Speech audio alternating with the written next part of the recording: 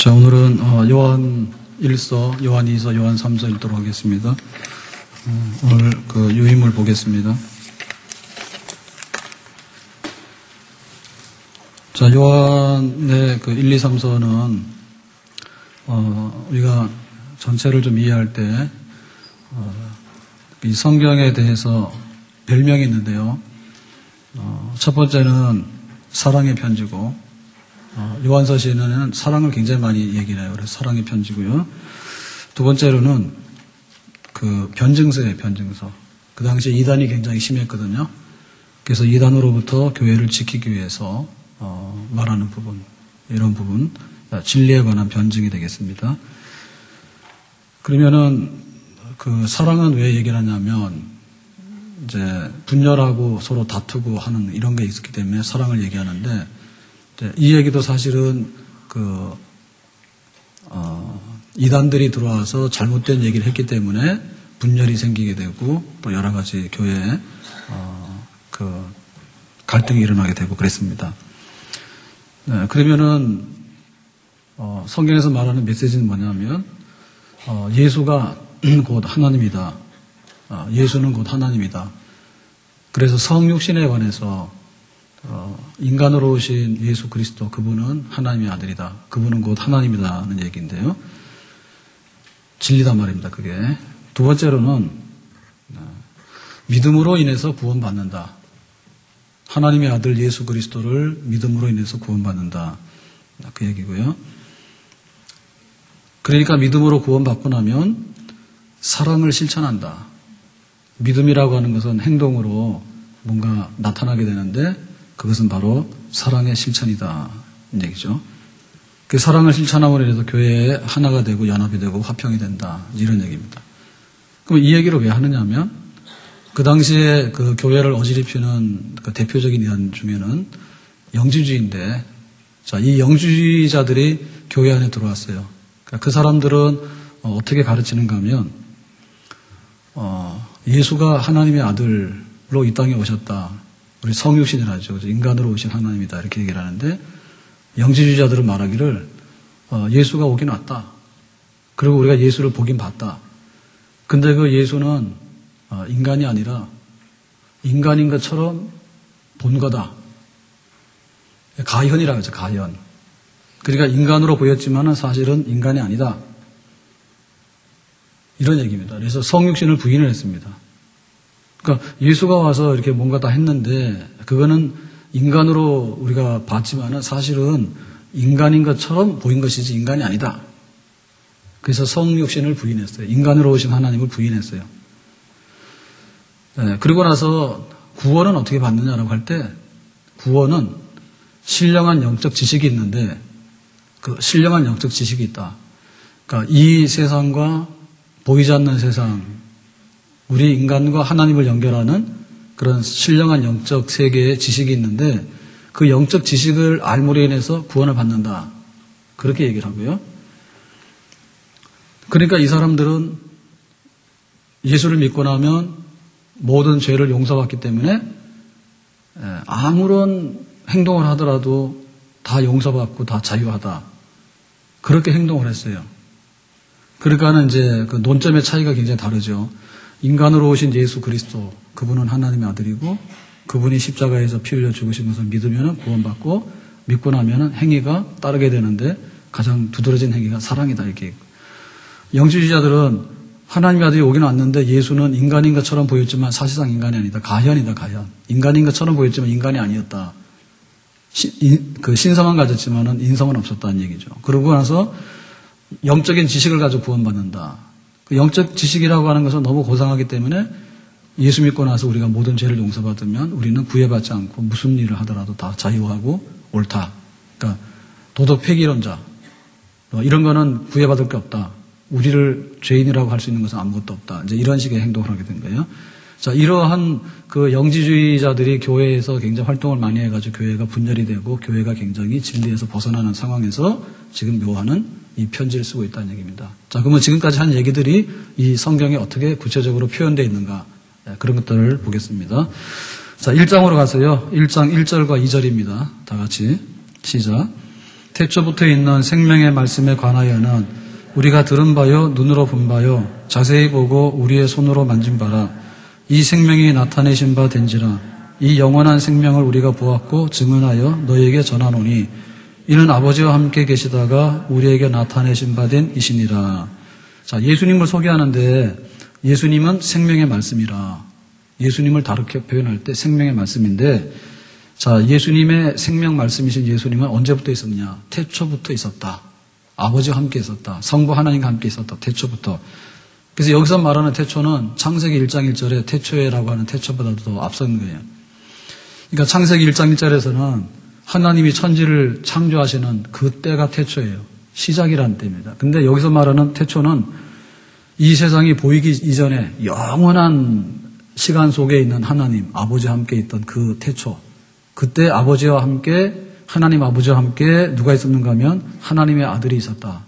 성부 하나님과 함께 성자 하나님이 있었다. 근데 그분은 바로 생명의 말씀이다. 근데 그분이 때가 되매 인간의 몸으로 이 땅에 오셔서 우리에게 보여주셔서 나타나셨다는 얘기죠. 그러니까 예수님에 대한 지식 중에서 성육신에 대한 지식이 우리의 구원에 있어서는 가장 중요한 근본입니다. 인간으로 오신 하나님. 자, 그래서 인간으로 오신 하나님에 대해서 우리가 확신할 때 어떻게 했는가 하면 눈으로 들은 바요 그랬죠. 예수님께서 말씀하시면 들었어요. 그 다음에 눈으로 본 바요. 그러니까 예수님께서 이렇게 어떤 일을 하시는지를 우리가 눈으로 다 목격을 했어요. 어떨 때는 안진뱅이를 고치기도 하고 또 배고픈 사람을 먹이기도 하고 그 다음에 우리의 손으로 만졌어.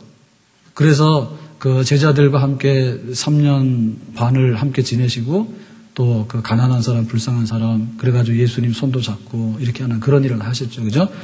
그러니까 이 얘기는 우리 인간으로 오신 것에 관해서 조금도 숨기는 것 없이 그야말로 우리와 똑같은 인간의 보고 듣고 만지고 경험하는 삶을 함께 나누신 하나님의 아들 그분이 태초부터 계시는 아버지와 함께 계시는 아들인데 그분이 때가 되면 인간으로 이렇게 오셔서 당신을 나타내셨다는 얘기입니다. 네, 그래서 이제 이로 인해 가지고 우리에게는 뭐가 생겼느냐 2절에 보니까 함께 계시다가 우리에게 나타냈는데 그 결과로 인해 가지고 사귈 수 있게 됐다 하죠. 3절에 그 결과. 자, 3절 말씀 읽겠습니다. 우리가 보고 들은 바를 너희에게도 전함은 너희로 우리와 사귐이 있게 하려 함이니 우리의 사귐은 아버지와 그의 아들 예수 그리스도와 더불어 누립니다. 만약에 하나님이 태초부터 영원한 시간 속에 계시는 그분인데 그분이 거기에 계속 계시면 안개와 같고 들에 피었다가 지는 꽃과 같은 우리들이 그 하나님과 어떻게 교제할 수 있겠느냐, 사귈 수 있겠느냐, 사귈 수 없죠. 근데 그 하나님의 아들이 시간 속으로 들어오시되 우리 인간의 몸으로 오셔가지고 나타나셔가지고 우리와 함께 말하기도 하고 듣기도 하고 함께 손도 잡기도 하고 그러한 삶을 이 땅에서 똑같이 나누셨단 말이죠. 그러니까는 이제 우리는 예수님과의 사귐이 있을 수 있다 없다? 있다 그거죠. 예수님과의 사귐이 있을 수 있다는 얘기입니다. 자, 그래서 우리는 하나님 아버지하고도 사귀고 하나님의 아들 예수 그리스도하고도 사귈 수 있다. 교제할 수 있다. 이런 얘기입니다. 자, 그렇다면은 그 사귐이 끊어진 경우는 어떤 경우냐? 사귐이 끊어진 경우는 자, 6절에 기록하는데요. 자, 6절 말씀 읽겠습니다. 만일 우리가 하나님과 사귐이 있다 하고 어둠에 거하면 거짓말을 하고 진리를 행하지 아니함 이거니와. 우리가 하나님 아버지를 알고 하나님과 우리가 사귄다 하는데 어둠에 거하면, 다시 말하면 거짓말을 하면, 거짓말을 하는 것이고 어둠에 거한다 그러니까 그렇다면 하나님과의 사귐이 없는 거죠. 그 하나님은 어떠냐라고 할 때 속성이 가장 두드러진 것이 지금 요한이 하는 얘기는 빛과 사랑입니다. 그러니까 하나님이 빛이다라고 할 때 하나님의 빛이 우리 속에서 나타나게 되면 하나님과 사귐이 있는 거예요. 하나님은 사랑이에요. 그러니까 우리 속에 사랑이 나타나면 하나님과의 사귐이 있는 거예요. 그렇죠? 우리가 친구하고 이렇게 놀다 보면 말이 닮아가요. 그래서 우리 아이들이 저 바깥에 나가서 막 놀다 왔는데 나쁜 친구랑 놀다 오면 막 욕을 해요. 그리고 나쁜 친구랑 놀다 오면 막 머리부터 해가지고 옷을 갖다가 먼지 다 뒤집어 쓰고 막 하고 온다고. 그래서 너 누구하고 사귀었냐 그러면은 노는 애랑 사귀거나 또 나쁜 애랑 사귄 걸 표현하는 거예요. 그러니까 하나님 아버지 그분은 빛이야. 그러니까는 빛 가운데 거하면 어둠이 없죠. 네, 어둠이 없잖아요. 그래서 여기서 말하는 건 뭐냐면 영주주의자들이 우리가 하나님 믿고 예수 믿으면 구원받았는데 구원받고 나서는 아무렇게나 해도 다 깨끗해. 우리는 그냥 완전히 자유한 사람이고 깨끗한 사람이야. 이 세상에 이런 윤리나 계명이나 이런 거 상관없어. 이런 사람들이 영주주의자들이. 그러니까 그런 사람들은 하나님과의 사귐이 없다. 죄를 지으면서 어둠 가운데 거하는 사람 아니냐. 그러니까는 하나님과 사귐이 있는 사람은 빛 가운데 거하는 사람이다. 빛 가운데 거하는 사람은 죄가 없는 사람이고 어둠이 없는 사람이라 그 얘기죠. 그것이 바로 하나님과의 사귐이에요. 자, 근데 우리는 하나님과의 사귐에 있어서 흠이 있느냐? 흠이 굉장히 많죠. 우리가 흠이 굉장히 많아요. 그러니까 우리도 어둠 가운데 있었잖아. 그러면 어떻게 하나님과의 사귐이 우리에게서 가능할 것인가 할 때 하나님의 아들 예수 그리스도와의 사귐이 되면 예수 그리스도 하나님의 아들과의 사귐이 이루어지게 되면 하나님 아버지와도 사귐이 이루어질 수 있다는 얘기죠. 자, 그래서 7절 말씀입니다. 시작.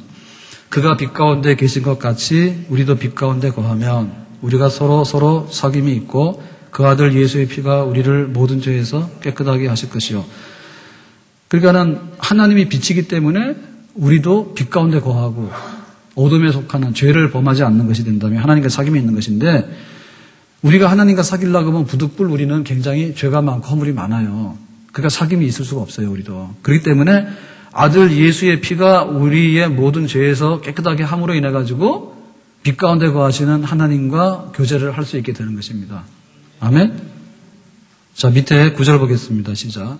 만일 우리가 우리 죄를 자백하면 그는 미쁘시고 의로우사 우리 죄를 사하시며 우리를 모든 불의에서 깨끗하게 하실 것이요.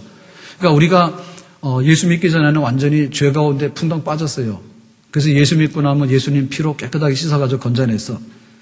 우리가 예수님의 피로 건짐을 받았다 하더라도 또 세상에 나가면 먼지가 묻어서 손도 더러워지고 얼굴도 더러워지듯이 세수를 해야 되잖아요. 예, 그런 죄가 또 계속 묻잖아. 그러니까 그런 죄가 우리에게 묻어올 때마다 예수님의 피로 목욕해서 예수 믿어서 목욕했다 하더라도 날마다 우리가 범하는 사소한 죄에 대해서도 우리가 예수님의 피로 죄사함을 받고 회개하고 깨끗하게 해야 된다. 아멘? 그렇게 되어지는 생활. 그러니까 예수 믿어서 근본적으로 중생하는 생활부터 시작해가지고 우리의 그 죄를 예수님의 피로 깨끗하게 씻어나가면서 점점 이제는 더 거룩해지고 깨끗해지고 흠이 없어지고 예수님의 장성한 분량까지 도달하게 되는, 다시 말하면 성화되는 사람. 처음에 교회 올 때는 정말로 100% 다 문제투성이었습니다. 근데 나와서 예수 믿고 나니까 10%가 개선이 됐어요. 그래서 또 절기 때 성찬을 지내고 나니까 또 한 10%가 개선이 됐어.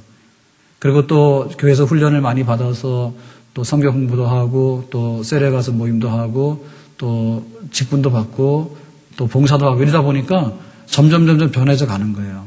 그러면서 죄가 들어오면 예수님의 피로 용서받고 그 다음에는 그런 죄를 안 짓고 이런 으로 인해 가지고 점점 성장해 나가는 과정. 바로 그런 사람들이 하나님 아버지와 사귀는 사람이고 하나님의 아들 예수 그리스도와 사귐이 있는 그런 사람인 줄로 믿습니다. 아멘? 그러니까 우리가 하나님과의 사귐이 있다. 우리가 어떻게 하나님과 사귀느냐. 하나님은 빛 가운데 거하시는 분이라. 우리가 죄를 안 지어서 빛 가운데 거하면 하나님과 사귐이 있는 거예요. 그런데 어둠이 들어오면 그늘이 지잖아요. 그러면 이거 어떻게 해결하느냐. 하나님의 아들이 인간으로 오셔가지고 우리의 죄를 위해서 죽으셨어.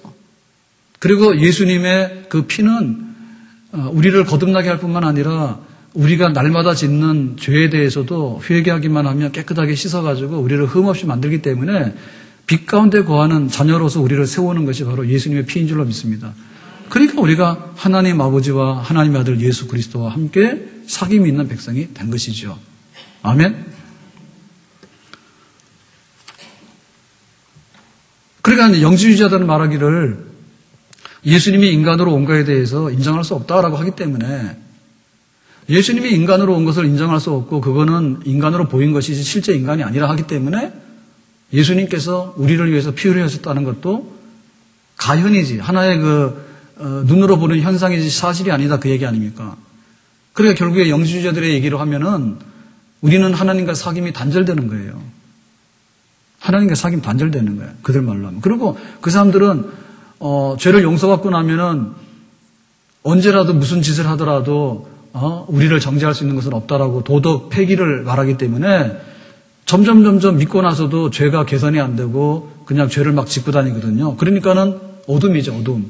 그러니까 예수의 육신으로 온 것을 인정하지 않고 자기들의 그 계명을 어김으로 인해서 죄를 짓는 것에 대해서 인정을 하지 않고 하기 때문에 점점 죄가 더 많아지고 더러워지게 되니까 사귐이 없는 것이다, 단절된 것이다. 그래서 요한은 얘기를 하기를 하나님과 우리는 사귈 수 있고 그 아들 예수 그리스도 사귈 수 있는데 그분을 오셔서 말하고 손으로 만지고 우리가 대할 뿐이고 우리의 죄를 위해서 십자가에 죽으신 분이다. 그렇기 때문에 우리는 그분 안에서, 예수님 안에서 하나님과의 사귐이 진짜 회복되고 그러므로 인해서 우리는 우리의 삶도 정말 죄가 아닌 성결하고 깨끗하고 변화되고 더 거룩한 사람으로 변화되어 나가는 그런 삶에 동참할 수 있다. 그렇게 말하는 거죠. 아멘. 자, 2장으로 가세요. 2장으로 가서 3절과 4절을 보겠습니다. 2장 3절 4절 시작. 우리가 그의 계명을 지키면 이로써 우리가 그를 아는 줄로 알 것이요 그를 아노라 하고 그의 계명을 지키지 아니하는 자는 거짓말하는 자요 진리가 그 속에 있지 아니하되. 그러니까 이거는 영지주의자들이 가르치는 도덕 폐기론을 반박하는 얘기입니다. 그러니까 계명을 지키지 아니하는 자는 거짓말하는 자고 계명을 지켜서 우리가 하나님의 뜻을 받들고 하나님을 점점 사귀어가는 그런 생활을 우리는 지속적으로 더 많이 노력을 해야 된다는 얘기죠. 그러니까는 율법으로 구원받는 건 아닌데 구원받은 우리 성도들이 어떻게 예수님과 사귐을 계속하고 예수님의 형상대로 우리가 더 닮아가고 더 발전돼 나가는가라고 하는 것은 계명이다, 계명.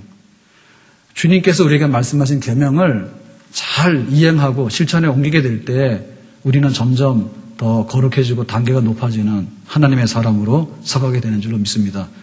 그런데 저 영지주의자들은 율법을 폐기하고 도덕을 폐기해가지고 말하자면 계명 같은 거는 안 지켜도 되고 예수 믿고 나면 뭐든지 용서받는다고 떠버리고 다녔기 때문에 결국에는 더 어둠의 자식이 되고 더 죄 가운데 거하는, 그래서 하나님과의 교제가 끊어진 사람이 됐다, 이런 얘기가 되겠습니다. 자, 밑에 15절을 보겠습니다. 15절과 16절 시작. 이 세상이나 세상에 있는 것들을 사랑하지 말라. 누구든지 세상을 사랑하면 아버지의 사랑이 그 안에 있지 아니하니 이는 세상에 있는 모든 것이 육신의 정욕과 안목의 정욕과 이성의 자랑이니 다 아버지께로부터 본 것이 아니요 세상으로부터 온 것이라. 그러니까 그러면 영지주의자 이런 데 가르침에 빠져 있는 사람들은 뭐냐면 그냥 막 쾌락주의자요, 도덕 폐기론자라, 그냥 막 행하더라도 언제라도 예수님 때문에 일단 종사받았다 이러고 큰소리 치고 다니는 사람들이거든요. 그러니까 그런 사람들은 뭐냐면 세상에나 세상에 있는 것들을 사랑하는 사람이에요. 사랑하는 사람이에요. 그러니까는 세상에 대한 사랑인데 여기서 말하는 건 뭐냐면 세상 그 자체는 사랑하는 겁니다. 세상 그 자체는 사랑입니다. 하나님이 세상을 창조하신 다음에 보시니까 보시기에 심히 더 좋았다 했어. 그러니까는 한 남자와 한 여자를 지으시고 다 문제 없어. 그리고 두 사람이 결혼해서 사는 것도 문제 없고 우리가 직장에 나가서 일하는 것도 문제 없어요. 그리고 이제 일하게 되면 뭐 월급을 받거나 혹은 자기 수당을 받는 것도 문제가 없어요. 심지어는 우리가 나가서 놀이를 하는 것도 문제가 없어요.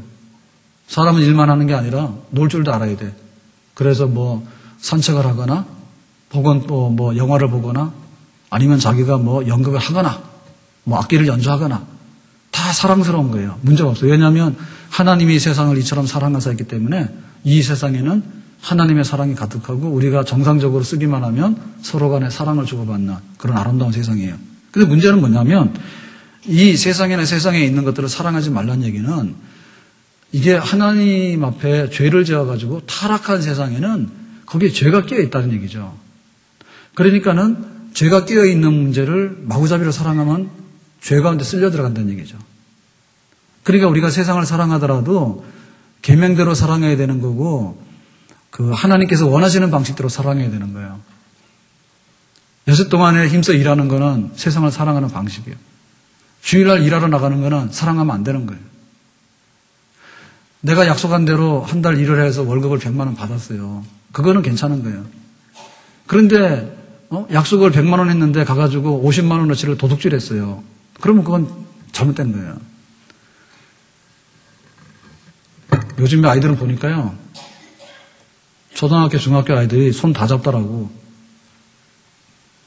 남자 여자가 손을 다 잡더라고.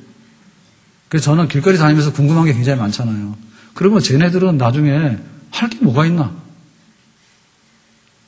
걱정이요. 우리 중고등학교 다닐 때는 남녀공학도 없었어요. 그래서 여기는 남자고등학교, 여기는 여자고등학교 그러면은 버스 탈 때는 한번 쳐다나 볼까 말까 했는데 요즘 애들은 막 손 다 잡고 다니더라고. 그러니까는 큰일 났어, 걔네들은. 나중에 신혼여행 가서 할 게 뭐요? 손 다 잡아봤으니까. 그러니까 그게 이제 문제예요. 손 잡는데 어디까지 잡았는지 나는 모르지, 느낌이. 에? 진짜 힘이 없어가지고 넘어지니까 잡은 건지. 공원에서 왜 사람들 지나가는데 사람들이 쳐다보고 있는데 거기서 둘이서 손 잡고 막 그러고 있냐고. 손만 잡는 게 아니라 막 서로 기대더라고. 에? 그걸 다 해버리면 나중에 가서 어떻게 할 거예요, 나중에 가서는. 뭐든지 미리 하는 게 좋은 건 아니야? 적당하게 순서대로 해야 되는 거지. 사귀지도 않는데 손도 잡고 막 기대고 막 다 했단 말이야. 나중에 가서 자기 사귀는 사람한테는 뭘 할 거야? 할 게 없잖아. 그러니까 이게 사랑이 문제라니까. 이게 목적이 빗나간 사랑. 그래서 막 게임하는 거 엄청 사랑해. 공부하라 그러면 죽어도 하기 싫어가지고 막 1시간이 안 가서 나다니는데 게임 1시간 하라 그러면 10시간 가도 눈이 뻘개가지고 계속 하는 거예요. 그런 게 문제지, 사랑이. 잘못된 사랑이. 그러니까는 왜 그렇게 예수를 믿었지만은 계명 안 지켜도 되고 하나님께서 다 용서하셨으니까 우리가 뭐든지 해도 된다고 자유라고. 이러니까 인기 폭발이지. 너희들은 굉장히 자유롭고 멋있게 믿는다 그거 아니야. 죄 용서 다 받았으니까. 그럼 너희들이 왜 이렇게 사냐 할 때 하나님이 세상에 대해서 사랑했는데 죄로 인해 가지고 망가진 세상을 사랑하면 안 된다고 말이지. 그래서 우리가 제한적으로 사랑을 해야 되는 거고 이렇게 하나님의 법을 따라서 사랑해야 되는 것이지 맹목적으로 사랑하거나 그냥 우리 육신의 막 정욕대로 다 사랑을 해버리게 되면 그건 불타는 사랑이 돼가지고 지옥불로 변한다 그 말입니다. 자, 그래서 세상에 있는 것들에 대한 사랑은 뭐냐면 육신의 정욕과 안목의 정욕과 이생의 자랑이래요. 우리 육신에 끌리는 소욕대로 나오는 거고 그 다음에 우리 눈에 보는 대로 나오는 거고 그 다음에 세상의 풍조나 자랑을 따라서 따라가는 거예요. 그러니까 계명을 따라서 살지 아니하면 세상의 풍조나 육신의 정욕과 안목의 정욕, 이생의 자랑 이런 거에 따라가게 되면 계명도 다 무시하게 되고 그러다 보니까 나중 가서 뭐냐면 하나님은 빛 가운데 거하시는데 우리는 어둠 가운데 거하게 되고 우리가 예수님의 피로 정결함을 받았는데 오히려 예수님의 피를 그야말로 더럽히고 예수님의 피를 능욕하는 나는 죄를 대놓고 지어도 괜찮으니까 예수님의 피만 있으면 된다. 그건 예수님께서 피 흘리신 이유가 아니죠. 예수님께서 피를 흘리신 것은 네가 과거의 죄를 용서받았으니까 앞으로 죄를 짓지 말고 사는 성결한 사람이 되라. 이런 면에서 우리한테 피를 허락한 것이지 예수님의 피를 가져가가지고 죄 짓고 다니면서 예수님의 피를 뿌려가지고 다 덮으려고 하는 주객이 전도된 그런 것은 잘못된 거다. 그런 얘기가 되겠죠. 자, 17절 말씀입니다. 시작. 이 세상도 그 정욕도 지나가되 오직 하나님의 뜻을 행하는 자는 영원히 거하느니라. 그래서 우리가 왜 그렇게 방종하고 방탕하고 이렇게 살아갈 수 없는 거 아니? 세상에 있는 것이나 정욕은 한시적이고 그게 본색을 다 드러냅니다. 그러니까 영원히 하나님의 뜻을 행하는 자가 영원하다라고 했기 때문에 우리가 그렇게 막 살아갈 수 없다는 얘기죠. 그러니까 우리가 뭐든지 제 기능을 발휘하려고 하면 예를 들면은 음식을 사가지 않는데 우유 이런 거 그 유통기간이 언제입니다. 그런 게 다 있어요. 다 있습니다. 없는 게 없어요. 생수는 유통기간 얼마요? 생수도 유통기간이 있어요. 네? 상당히 길긴 한데 그 정상적인 상태, 개봉되지 않은 상태에서 상당히 길어요. 근데 그것도 갖다가 막 이렇게 막 오염시키거나 이렇게 되면 그것도 변질될 수 있어요. 그러니까는 그 모든 것이 그 제한적이고 자기 성능에 자기의 그 상황에 따라서 오래 가기도 하고 적게 가기도 하는데 하나님 앞에서 사랑하라, 하나님 앞에서 거룩하라, 그리고 계명대로 지키라 그러면 그런 사람들은 영원한 거예요. 그거는 아무런 문제가 없어요. 보존기간이 그 1000년도 가고 10,000년도 갈 수 있는 거예요. 그런데 막 이렇게 지나가다가 하는 불타는 사랑 있죠, 이런 거. 예? 그런 사랑은 하룻밤도 못 가. 그리고 우리가 돈 쓰는 것도 그렇잖아요. 돈을 벌었으면 수입이 있으면 지출이 있는데 수입할 때도 정당하게 해야 되고 지출할 때도 목적에 따라서 해야 된단 말이에요. 그걸 잘 쓰게 되면 그 영원한 거예요. 그래서 우리가 하나님께 헌금하잖아요. 그러면 천국에서도 너의 보물이 다 거기에 저장이 될 것이다. 하나님께서 그렇게 말씀하셨죠. 아멘? 하나님 그래서 선하게 알아쓴단 말이에요. 근데 우리가 하룻밤을 위해서 막 쓰는 그런 막 방탕해서, 허랑방탕해서 쓰는 그런 돈은요, 그것이 우리에게 저주를 가져오고 우리에게 화를 가져오고 병을 가져오는 거예요. 문제를 가져오는 거예요. 그러니까 우리가 예수 믿었다 해가지고 그냥 아무런 계명도 안 지켜야 돼서 그냥 내가 방탕하게 살아도 다 예수님 피로서 씻는다고 그렇게 막 과감하게 죄를 짓고 다니는 생활은 나중 가서 보면 유통기간이 다 지나가지고 3일밖에 안 되는데 3년씩 가지고 있는 거예요. 그래서 나중에서 3년 가서 보면 다 썩었어. 그런 아주 후회롭고 우리에게 아주 그 굉장히 부패성을 가져다 두는 그런 행위가 되기 때문에 계명을 따라서 거룩하고 온전한 삶을 우리가 계속해서 살아나가야 될 줄로 믿습니다. 자, 22절입니다. 밑에 시작. 거짓말하는 자가 누구냐? 예수께서 그리스도이심을 부인하는 자가 아니냐? 아버지의 아들을 부인하는 그가 적 그리스도니. 그래서 교회 안에 이단들 중에서 이 적 그리스도, 거짓말을 퍼뜨리는 사람들이 누구냐 할 때 예수가 그리스도이심을 부인하는 자. 다시 말하면 예수가 인간으로 오셔가지고 우리의 죄를 대신해서 십자가에서 죽으신 하나님의 아들임을 부인하는 자가 교회를 제일 어렵게 하고 엉망으로 끌어가는 적 그리스도, 예수님의 반대편에 서 있는 그 근본 원인이 된다. 이런 얘기죠. 그래서 이 당시의 교회가 교리적으로 빗나갔을 뿐만 아니라 생활로서도 빗나가게 된 모든 것들이 결국에는 예수님의 성육신하심을 받아들이지 못한 그것을 부인하는 자가 거짓말의 우두머리고 적그리스도의 머리가 됐다라고 하는 것. 자, 그러면 우리는 이제 어떻게 그거를 더 우리 삶 속에서 추구하며 살아야 될 것인가. 3장에 가서 실천적인 것을 더 얘기하는데요. 자, 3장 14절, 15절 보겠습니다. 시작. 우리는 형제를 사랑함으로 사망에서 옮겨 생명으로 들어간 줄을 알거니와 사랑하지 아니하는 자는 사망에 머물러 있느니라. 그 형제를 미워하는 자마다 살인하는 자니 살인하는 자마다 영생이 그 속에 거하지 아니하는 것을 너희가 보는 바라. 여기 보면 사망, 생명 이런 게 있어요. 그 다음에 사랑과 미움, 살인 이런 말이 있어요. 자, 여기서 보면은 그 예수님께서 십자가에 죽으심, 그것은 사랑, 그리고 예수님의 십자가에 죽으심은 생명. 예. 그러니까 예수님의 죽으심은 사랑이고 생명이다 이렇게 되어 있고요. 그러니까 우리에게도 그 사랑과 생명은 같이 가는 거다. 네, 사랑과 생명은 같이 가는 거예요.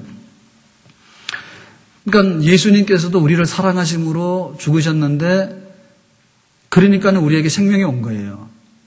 그러면 예수 믿는 우리들도 어떻게 살아야 되냐 할 때 사랑함으로 생명이 나타나도록 하는 그런 삶을 살아야 된다. 그러니까 사랑이 있느냐 없느냐 그 얘기예요.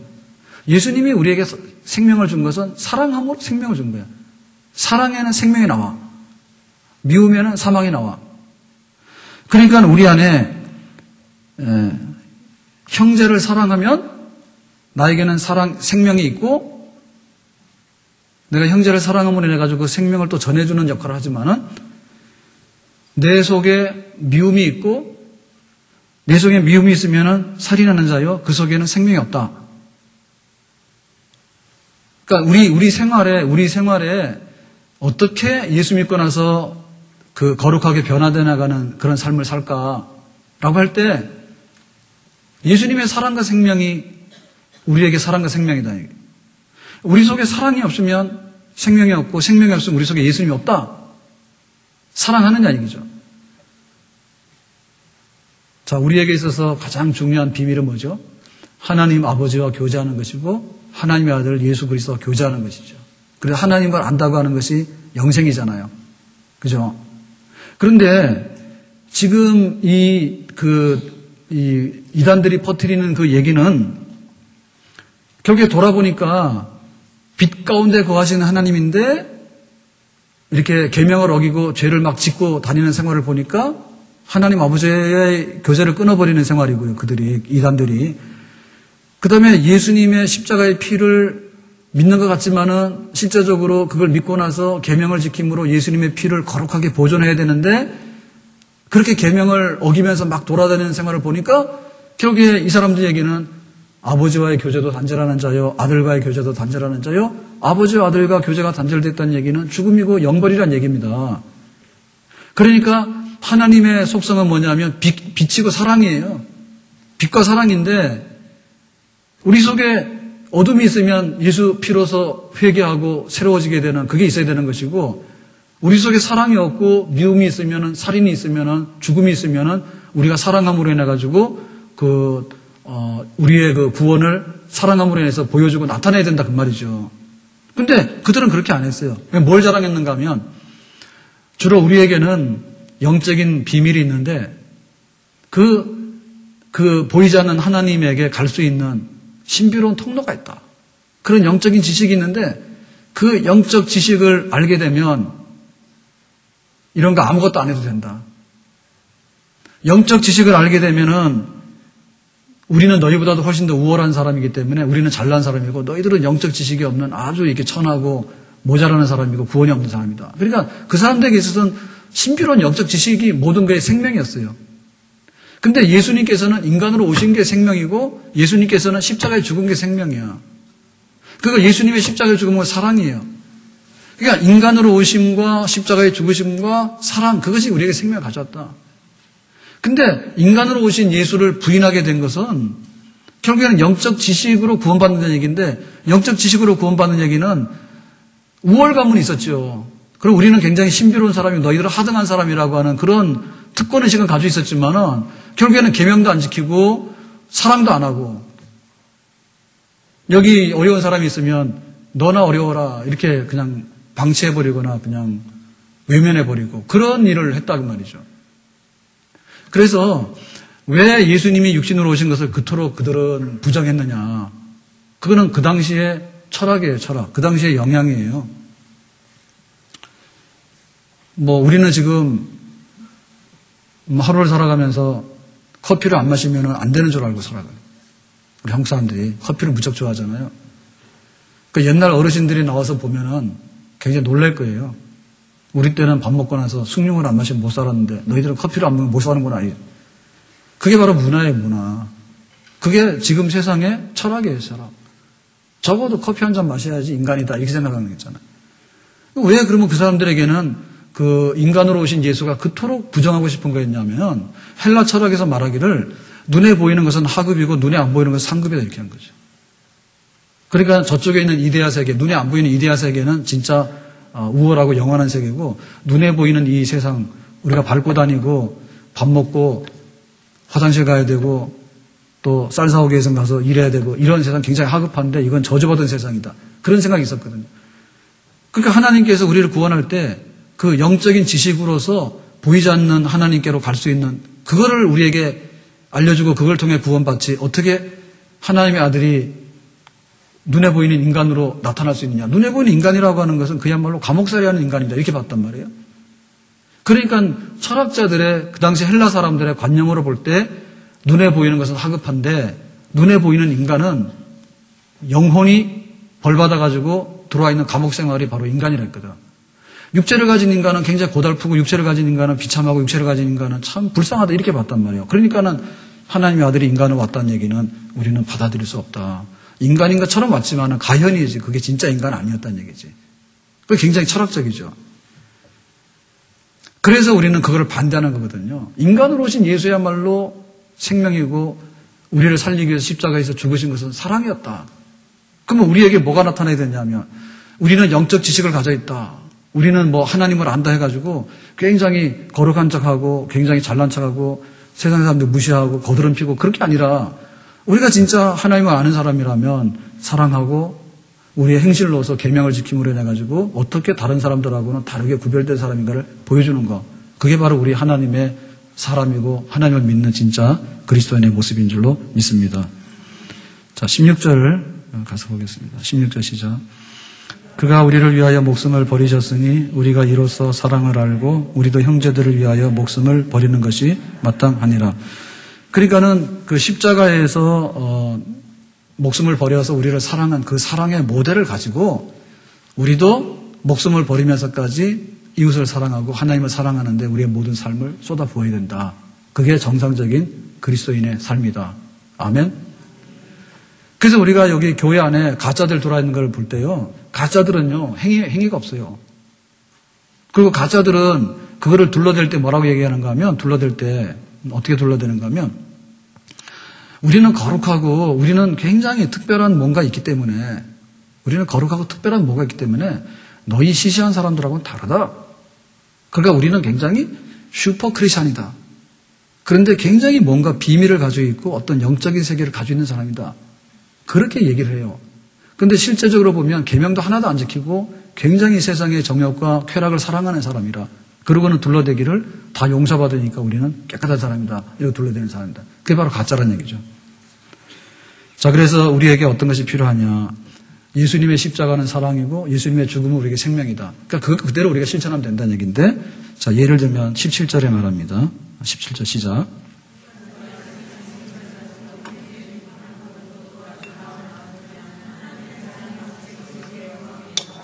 자, 그러니까 실제적으로 목숨을 버리는 건 못하더라도 뭔 할 수 있어요?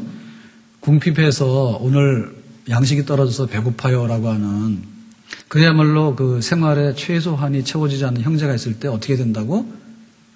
너 가서 돈 벌어서 밥 먹고 잘 살아라, 이렇게 말하면 안 된다. 최소한의 생활비가 모자라서 궁핍한 형제가 있으면 사랑으로 그거를 돌봐야 된다는 얘기죠. 아멘? 예수님께서 십자가에서 죽으시는 그 사랑에 비교해 보면 우리가 할 수 있는 최소한의 사랑이죠. 그런데 그 당시 영지주의자들은 이런 걸 안 했어요. 우리는 신령한 영적 지식이 있는데 그것 가지고 우리가 다 구원받는 거야. 그러니까는 세상에 있는 모든 것에 대해서 관심이 없어. 자기 마음대로 계명 어기고 쾌락을 추구하는 거는 열심이고, 형제들을 돕고 실제로 사랑을 베풀고 하는 데 관심이 없었다고. 자, 그래서 18절에 말합니다. 시작. 자녀들아, 우리가 말과 혀로만 사랑하지 말고 행함과 진실함으로 하자. 자, 그래서 우리는 그 사랑으로 그 하나님의 자녀인 것을 보여줘야 되는데 행동으로 옮겨라. 그러니까는 이렇게 살아있는 역동성이 있어야 된다는 얘기지. 마음으로는 사랑을 하는데 하나도 표시가 안 나는 사랑을 하면 안 된다. 행동으로서 역동성 있게 해라. 그 다음에 진실함으로 해라. 거짓말로 하거나 속이거나 하지 말고 내 속에 있는 진정성을 가지고 진짜 사랑을 베풀도록 해라. 그랬습니다.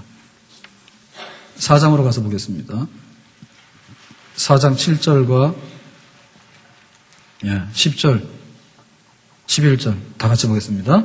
사랑하는 자들아, 우리가 서로 사랑하자. 사랑은 하나님께 속한 것이니 사랑하는 자마다 하나님으로부터 나와서 하나님을 알고, 사랑은 여기 있으니 우리가 하나님을 사랑한 것이 아니요 하나님이 우리를 사랑하사 우리 죄를 속하기 위하여 화목제물로 그 아들을 보내셨음이라. 하나님이 우리도 서로 사랑하는 것이 마땅하도다. 자, 이 사랑에 대해서 얘기가 막 나오는데 고린도전서 13장이 사랑장이에요. 그런데 지금 이 요한일서 4장이 사랑장이에요. 그래서 사랑의 본 모습이 뭐냐, 본질이 뭐냐. 하나님이 우리를 사랑해가지고 화목제물로 하나님의 아들을 보내서 십자가에서 죽으심은 우리와 하나님을 화목케 하는 그런 제사였다. 그것이 바로 하나님의 사랑 아니냐. 그러니까 우리가 그 하나님의 사랑을 덧입어서 우리도 그 하나님의 사랑으로 섬기도록 하자. 하나님의 사랑이 먼저 우리에게 왔기 때문에 우리가 그 사랑을 받았지 않냐. 십자가의 사랑. 하나님의 아들을 통한 그 사랑. 그래서 우리가 그 사랑을 서로 나누고 서로 간에 이 사랑을 베푸는 일은 그말로 우리에겐 생명이다. 생명이다. 그러니까 우리가 교회를 보면서 여기가 예수 그리스도의 교회인가라고 할 때 그거를 진단할 수 있는 가장 본질적인 사랑이에요. 예수님 날 사랑했어. 그러니까 나도 사랑해야지. 어떻게 사랑할까? 그것을 행동으로 옮겨 놓을 수 있는가? 그런 얘기죠. 자, 20절에 말합니다. 20절에 다 같이 시작.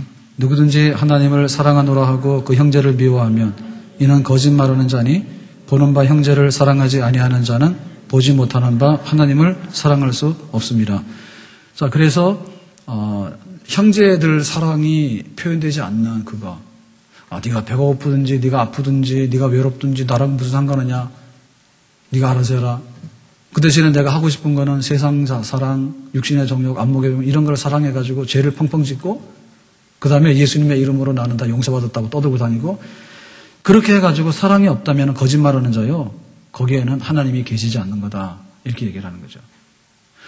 그러니까 우리는 이 요한의 얘기를 통해 가지고요. 하나님 그분은 빛 가운데 거하시고 사랑인데 어떻게 십자가의 사랑을 통해서 우리가 그 빛이시고 사랑이신 하나님과 예수 그리스도를 알게 됐는가. 그리고 그분과의 사귐이 계속적으로 이루어져야 되는가. 이런 점에 있어서 우리의 신앙생활에 하나의 그 방향 설정.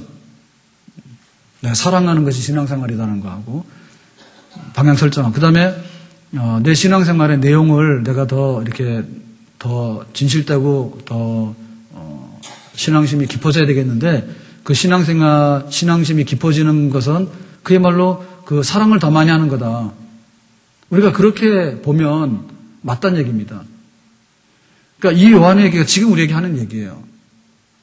사랑하고 계명 지키고 그러면서 우리가 점점 더 그리스도의 이름으로 더 서로를 세워주고 그렇게 나가는 그 생활이 바로 신앙생활이라는 얘기죠. 자, 그래서 이와 같은 이제 얘기를 한 다음에 교회를 어지럽게 하는 이런 이단들, 영지주의자들에 대해서 어떤 태도를 취할 건가, 그 요한 2서에 나오는데요. 거기 7절 보겠습니다. 7절 시작. 미혹하는 자가 세상에 많이 나왔나니 이는 예수 그리스도께서 육체로 오심을 부인하는 자라. 이런 자가 미혹하는 자요 저 그리스도니. 자, 그러니까는 예수님이 성육신 인간의 몸으로 오신 것을 부인하는 자는 다 저 그리스도다라고 지금 이제 다시 한번 확인하면서 자, 이런 사람에 대해서 어떻게 하라고요? 자, 10절과 11절입니다. 시작. 누구든지 교훈을 가지지 않고 너에게 나아가거든 그를 집에 들이지도 말고 인사도 하지 마라. 그에게 인사하는 자는 그 악한 일에 참여하는 자임이라. 그러니까 이단들에 대해서 우유부단한 태도를 취하거나 또 굉장히 그 미온적으로 수습하는 그런 태도를 취하면 안 된다. 집에 들이지 말라는 얘기는 뭐냐면 교회에 발도 못 붙이라는 말입니다. 그리고 그 이단에 빠진 사람하고 괜히 뭐 이렇게 적당히 너도 인정하고 나도 인정하고 해가지고 이런 거래관계 하지 마라. 안 믿는 사람하고는 단호하게 인사도 하지 말고 교제를 끊어라. 이것이 진리가 안에 거하면서 사랑 안에 거할 수 있는 온전한 성도의 삶의 비결이다. 그렇게 얘기하는 거죠. 만약에 그에게 인사하는 자도 그 악한 일에 참여하는 자가 된다 했어요. 그러니까 우호적인 태도 하면 안 된다. 이단들에 대해서. 그렇다 해가지고 가가지고 막 싸움하면 안 됩니다. 여호와의 증인 계속하고 있는데 가서 싸움하지 마세요. 다만 그 사람들이 교회에 대해서 우리에게 대해서 이렇게 섞으려고 할 때 우리가 거기에 대해서 그냥 우호적인 분위기로 받아주고 하는 이런 거 이단들에 대해서 그런 거에 대해서는 단호하라 그 말입니다. 자, 그리고 그 교회 안에 사랑과 그 연합으로 하나가 돼가는 그런 교회가 되기 위해서 요한 3서에 한 가지 얘기하고 있는 그 중요한 사건이 있는데 거기 보겠습니다. 자, 1절, 2절, 3절까지 읽겠습니다. 시작. 3서 시작. 장로인 나는 사랑하는 가야고 내가 참으로 사랑하는 자에게 편지하노라.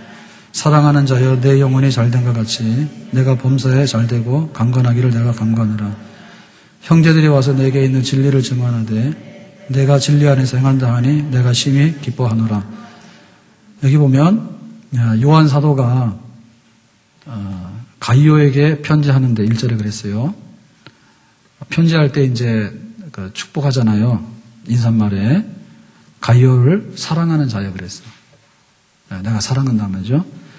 너의 영혼이 잘된 같이 범사가 잘되고 강건하기를 내가 간구한다 했어요. 그러니까 영적으로도 잘되고 범사도 잘되고 건강하기도 내가 원한다 했어요. 자, 이게 이제 요한이 가이오에게 하는 인사말이에요. 축복이 축복. 자, 근데 이게 뭔가 도대체 왜 가이오는 이런 축복을 받는 사람인가 그 얘기인데 자, 3절에 보니까 뭐죠? 형제들이 와서 가이오 너에게 있는 그 진리를 알려주는데 가이오 너는 진리 안에서 행한다 하니 내가 심히 기뻐하노라. 그래서 이제 가이오를 축복하는 거예요. 그럼 진리 안에서 행하는 게 뭐예요?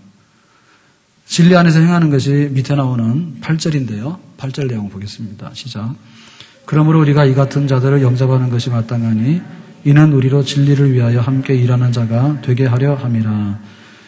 그러니까 이제 영접했다는 말인데 이 영접은 뭐냐면 순회 전도자. 당시에는 상주하는 담임 목사님 없었어요. 그 순회 전도자인데 바울, 베드로 같은 사람 다 순회 전도자예요. 그러니까 순회 전도자들이 교회를 이렇게 순회하면서 방문해서 말씀 전하고 떠나고 하는데 그때 영접한다는 얘기는 뭐냐면 그 교회에 와서 말씀 전하도록 모든 환경을 제공하고 그 다음에 목적지로 가는 경비가 들잖아요. 만약에 일산에 왔다가 수원으로 간다 하면 수원까지 가는 경비가 들잖아. 그러니까 그런 것도 다 배려하고 자 이렇게 하는 실천적인 행위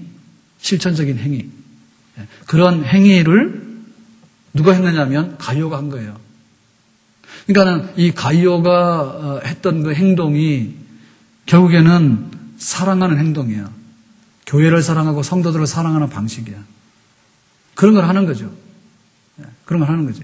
그래서 요한이 볼 때 네가 그렇게 올바른 행동을 하고 성도들을 사랑하고 교회를 사랑하고 복음 전하는 전도자들을 사랑하고 이렇게 행실로 하는 그것이 참으로 기쁘다. 그러니까는 네 영혼이 잘 됐다. 그래서 우리가 여기서 영혼이 잘 됐다고 하는 말은 어디 가가지고 환상을 보거나 꿈을 꾸고 와가지고 뭔가 몽롱하게 신비한 세계를 경험하고 왔다 이런 말이 아닙니다. 막 방언이 터지거나 이런 게 아니에요. 방언할 수 있는데 여기서 영혼이 잘 됐다는 말은 뭐 방언한다든지 뭐 내가 막 그 입신을 한다든지 뭐 이런 걸 하고 왔다는 특별한 영적 체험을 말하는 게 아니라 교회에서 말씀 잘 듣고 교회에서 말씀 선포하도록 하고 전도하고 선교하는데 내 할 일을 똑바로 서서 했다고 말이에요. 그런 행위를 말하는 거예요. 그렇게 되는 것이 참 잘 된 거다. 그러니까 너는 범사도 잘 되고 건강도 있기를 바란다라고 축복기도 하는 거죠. 아멘? 교회가 그런 거예요. 여기에 반대되는 사람이 9절이에요. 9절 보겠습니다. 시작. 내가 두어 자를 교회에 썼으나 그들 중에 으뜸되기를 좋아하는 디오드레베가 우리를 맞아들이지 아니하고. 그러니까 이 디오드레베라고 하는 사람은 반대야. 순회 전도자 오는 것에 대해서 반대하는 거예요. 내가 부르면 찬성하지만 내가 부르지 않은 데 왔으면 반대야. 그리고 교인들이 뭘 하자 그러면 나는 반대야. 그러니까 이 사람에게 있어서 중심 뭐냐면 자기 으뜸되는 거야. 그러니까 내 마음대로 내가 막 하고 싶은 대로 하는 자기 자랑에 도취된 사람들 교회에 있었다는 얘기지. 자, 오늘 말씀 뵙겠습니다. 우리가 요한서신을 읽으면서 정말 그 하나님을 알고 내가 예수 그리스도를 아는 것이 영생에 이르는 길이고 하나님과 교제하는 그것은 내가 예수를 영접하고 나서 딱 끝나는 게 아니라 오늘 세례받는 분은 세례받아 끝나는 게 아니라 세례를 받음으로 인해 가지고 더 하나님 말씀으로 내가 더 거룩한 삶에 실천적으로 성장을 할 수 있는 것을 평생도록 해나가는데 그런 하나님과의 사귐이 우리에게 진정한 축복인 줄로 믿습니다. 그런데 계명을 지키지 아니하고 세상 쾌락을 좋아하고 내가 이런 것을 하더라도 예수님이 나를 다 용서한다고 핑계나 대고 하나님께서 십자가에 죽으셔가지고 인간으로 오셔가지고 우리와 말하고 우리하고 손잡았던 것은 기억하지 아니하고 그거를 부정하면서 영적인 지식, 어떤 특별한 영적 지식 가지고서 구원을 받는다 하고 호황되게 말을 퍼뜨리고 다니는 그런 게 없기 때문에 행동이 없고 사랑이 없는 거예요. 하나님과 사귐이 있으면 어둠이 있을 수 없고 예수 그리스도와 사귐이 있으면 예수님의 피를 귀히 여기기 때문에 계명의 말씀을 따라서 하라고 하는 거고 하지 말라고 안 하는 거지. 만약에 하라고 하는데 내가 못했으면 회개하는 것이고 하지 말라고 하는데 했으면 회개하는 것이고 그래가지고 점점 내가 거룩해지고 온전해진 사람으로 성장하면서 예수 그리스도를 사귀어가는 것이 우리의 삶의 진정한 축복인 줄로 믿습니다. 그러니까 예수님께서 십자가에서 죽으시는 그 행동으로 우리에게 사랑을 나타냈듯이 교회 안에서 뭔가 하자 하면 전도하자면 전도하는 거고 부흥회를 하자면 부흥회하는 거고 새벽에 모여서 기도하자면 기도하는 거고 그래서 하나님의 거룩한 일들이 실천적으로 사랑으로 이루어지도록 해라. 아멘? 내 생활 속에서 교회를 사랑하고 성도들을 사랑함으로 인해가지고 할 수 있는 것을 내가 행동으로 옮겨나가는 생활이야말로 빛 가운데 계신 하나님을 교제하는 것이고 예수 그리스도와 연합하는 복된 생활인 줄로 믿습니다. 교회가 온전한 교리로 세워져 가는 것이 정말 축복이에요. 우리가 건전할 때 우리의 건전한 것들을 더 귀히 여기고 더 아름답게 정말 믿음으로 잘 섬겨나가고 교회를 지켜나가고 주님을 받들어 나갈 수 있는 그런 복 있는 성도가 될 수 있기를 예수님의 이름으로 축원합니다. 기도하겠습니다.